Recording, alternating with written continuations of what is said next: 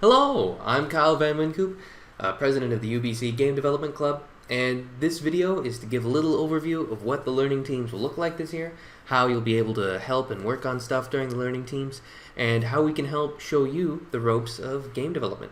So, let's get right into it. Alright, so right here we have our Discord, and if you're a member in our Discord, you should be able to see this Learning Teams tab. Underneath this tab, you'll find everything related to the learning teams, including the link to this video.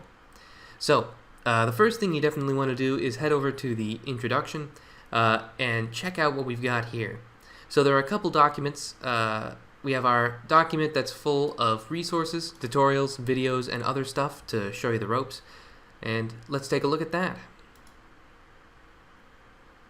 So here is the tutorial kind of document.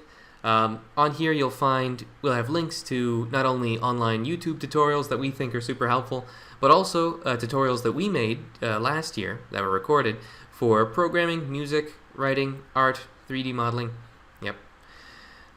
I totally recommend checking this out. Usually you don't have to watch all the tutorials all the way through if you're just starting out, but I'd recommend at least watching one, maybe the first one, just to help you get started.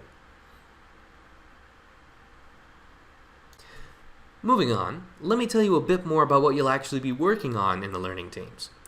Our general idea this year for learning teams was to get all of the members to collaborate on a big game that will try and release and put together by the end of the year.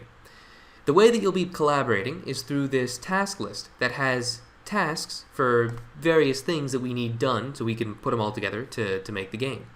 The kind of game that we'll be making will be an action platformer that incorporates both 2D art and 3D modeling.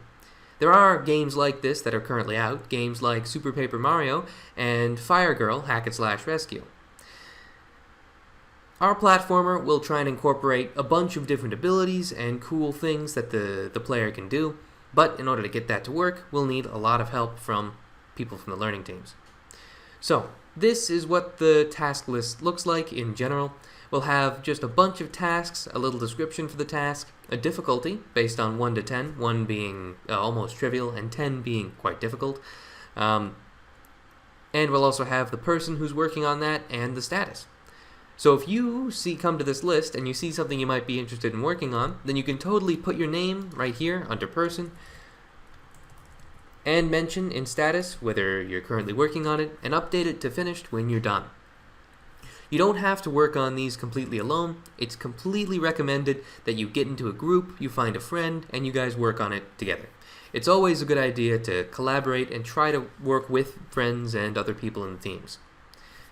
While you're working on this stuff, the instructors will be there to guide you and help you and answer any questions that you have, as well as show you new ways of doing stuff.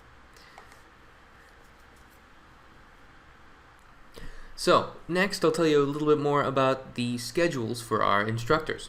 So, pretty much you can find them right here under the Learning Teams tab in Schedule, and you'll find each of the instructors has specific days that they're in, kind of like an office hour system, when you can come in and work on stuff with them if you'd like, or ask them questions, get help, all that kind of stuff. Notice that any of the in-person meetings that are Mondays and Tuesdays are in Buchanan D217, and on Wednesdays and Thursdays they're in Buchanan A101. Any of the online meetings are done right here in the Discord. Pretty much, if you're looking for help for a specific thing, see if there are any instructors on a day for that specific thing. For example, you need help with 3D modeling, you can come any of the days for me for in person. Yeah. And that is generally it for our overview of the learning teams. Now, just a few extra tips. It's always really daunting at the start, especially looking at all the tutorials and seeing how much there is to do, but I definitely recommend sticking with it and trying to see what you can get done. I definitely recommend going to see the instructors whenever you can, and just working on stuff during those times when they're available. Also, try and get in a little group and see if you can find people to work on stuff with you, because that always helps. Thank you very much, and I hope to see you there.